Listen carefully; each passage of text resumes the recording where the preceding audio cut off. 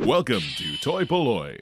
Hello and welcome to another video from toy-polloi. Now, I'm often asked how to fix very specific parts of vehicles, and today we're going to look at how to fix the top gun on a Star Wars vintage Imperial Troop transport. Now, I was very kindly sent this broken top gun by Rob Bartlett because he was restoring one of his vehicles and actually emailed me asking how I would fix it because he couldn't quite work out how to do it.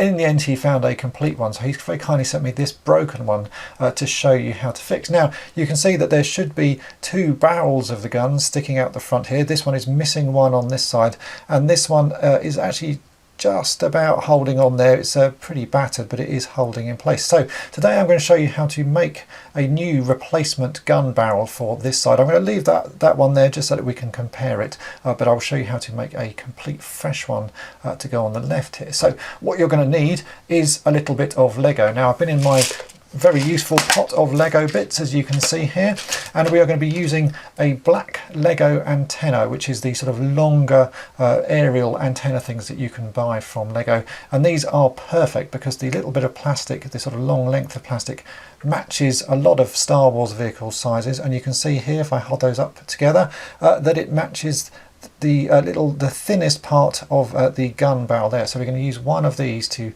recreate the end of this, and you will also need some milliput. So let's get going.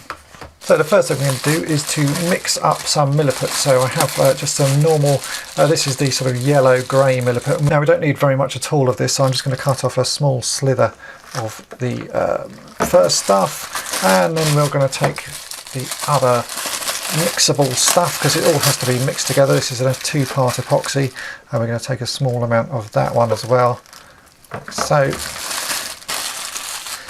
and then we'll get those mixed together and we can start making the shape that we need. Now that the milliput is mixed, we can start making the end part of the barrel, which is a sort of little cone shape bit, as you can see there. So I have the end of one of these antennas because I don't need to use the whole of one. So this is the part of one that I've used for some other project, and I'm going to take a small amount of this milliput. It really does only need to be a small amount because you can see that the shape we're recreating is quite tiny, so even that's probably too much. And now I'm going to push this around the little ball on the end of the antenna there, and then just start shaping it with my fingers initially.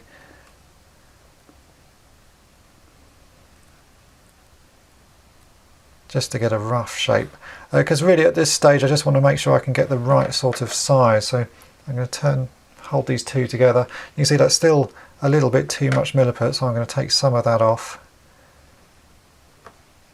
and shape it again.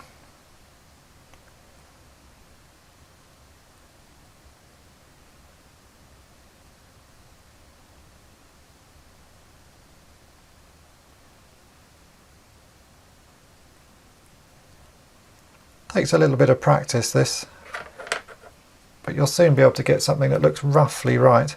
That's not too bad. So now that I've got a rough shape, I'm going to get the edge of my knife here and dip it in some water, because milliput you can start to shape a little bit better if it's wet. So just by putting a little bit of moisture on there, I can now start to shape this, and we can sort of round off the shape of it. Now, you don't have to be too perfect, because again we can also file this down once the milliput has dried off. We can file this down, so it's just to get a sort of a rough shape that matches the end of the gun.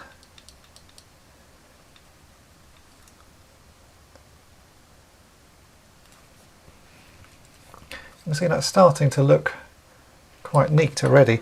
It's a little bit of practice, as with all of these things, but once you've done it a few times you'll find this is actually quite a straightforward job.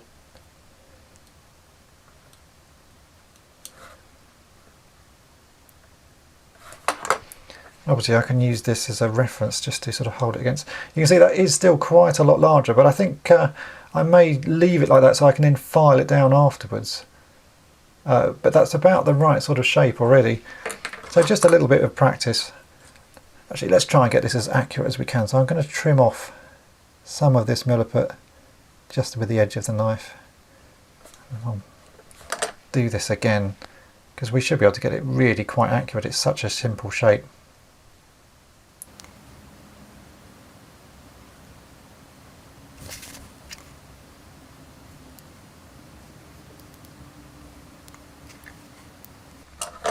Let's try that. Still not quite right. I think I'm going to do a little bit more modifying, but that's about the right amount of milliput now. It just needs to be a little bit of a sharper angle.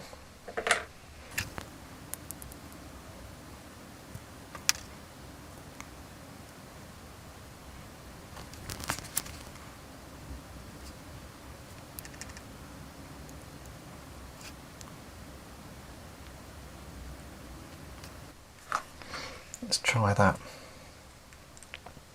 Yeah, that is looking pretty good now. So I'm going to let that milliput dry. It takes 24 hours to dry fully, and then I'm going to do a little bit of filing just with some needle files just to finally shape it, and then we can see about attaching that to the other side of the gun.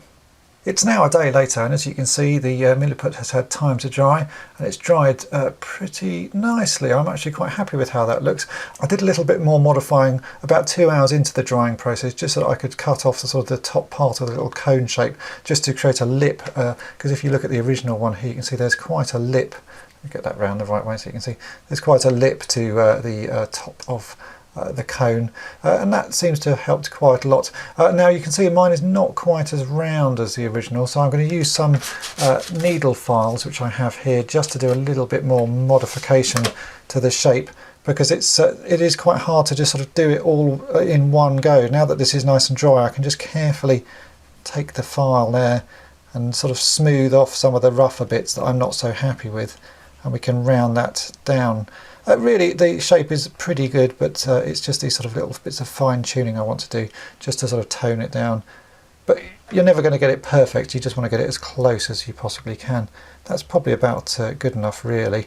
So we can now go about fitting this to the original gun, and you can see there's a little bit left of the little post that it was on, so I've got some plastic nippers here, and I'm just going to carefully take off the end of that so that it's as flat as can be, because we don't want any of that left. That's quite good. And we're now going to have to drill a hole into that. Now the little bits of Lego are 2mm, so we need to get a 2mm drill bit, and we're going to drill a small hole just through the end part of that section. So here I have my drill. A lot of people say, why do I use this drill? It's just because this is all I have to hand. At some point I will get myself a smaller little drill thing to work with, but this is what I use, and it just proves that you can really do this sort of fixing with anything. This is just a normal Black & Decker hand drill. It's fairly big and bulky, but really you can still do some quite small work with it. Now obviously I would prefer to do this in a vise, but for the purposes of doing this on film, I'm doing it here by holding the drill in one hand and the gun in the other, but here we go. I'm just going to place that where I want to drill and quite slowly drill in.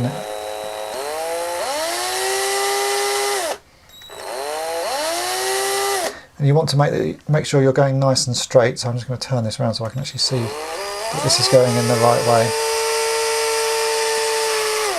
And there we go, that's through. So we now have a hole through into the original part of the gun. So here is the little bit I've made, and that fits in the hole quite nicely, but obviously this bit of Lego is way too long. It comes right the way back to the back of the gun. We don't need that, we really only need a little bit to fit in the front, so I'm just going to use my plastic nippers again to chop off most of this section of the Lego. And then we can slot that in place and see what it looks like. And that is not too bad. You can see that that's a fairly good match. So I'm now going to glue this in place, and then we can sort out painting it. Obviously this other gun is a little bit bent, so I'm just going to bend that up a bit. But you can see and work out the rough positioning of the two. So I'm just going to use a small amount of super glue, and I'm going to dot that onto the bit of Lego here. And I really am only going to do a very tiny amount because it doesn't need much to hold this in place. It's just so that it sort of stops it moving back and forwards. I'm just going to push that in till it's about the right position. think will be something like that. We can then let that dry and we'll sort out painting the end.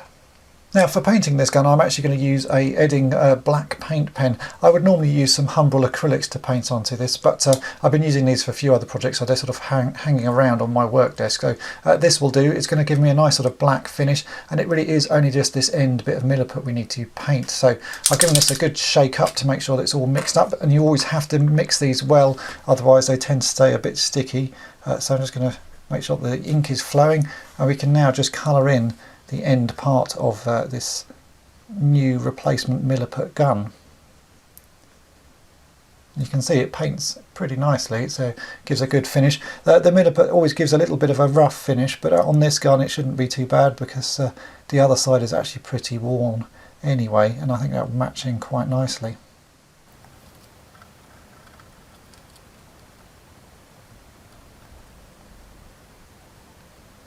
And that's it. That's one restored Top Gun to a vintage Imperial Star Wars Troop transporter. It's a little bit of work, as you can see, but on something like this you do have to put the time in to make something look nice and sort of as close to the original as you can. As you can see, it's a little bit shiny using those paint pens. If I'd used some Humbrol acrylics I might have been able to get it a little bit of a duller colour, but that should dull over time actually. If you handle this a bit, the glossy sort of finish will go off of it. So I hope this video has been of interest to you, and if you've enjoyed it, then please check out my Patreon page where you'll find out ways to support toy-polloi, and thanks for watching. Thanks for watching toy-polloi. Subscribe for more great videos.